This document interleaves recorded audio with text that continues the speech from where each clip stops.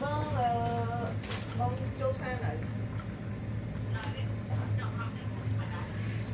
châu sa tên chai cho một vài salad mayonnaise ông mà linh mayonnaise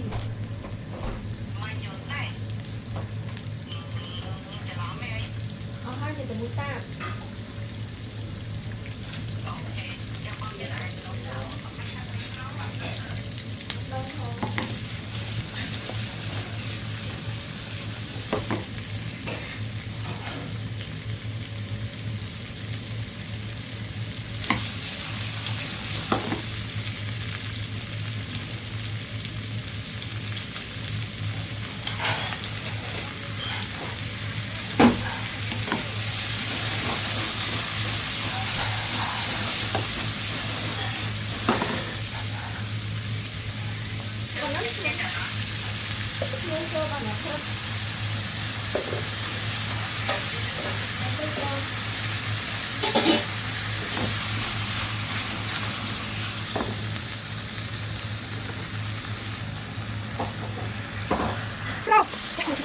Tại sủng khăn.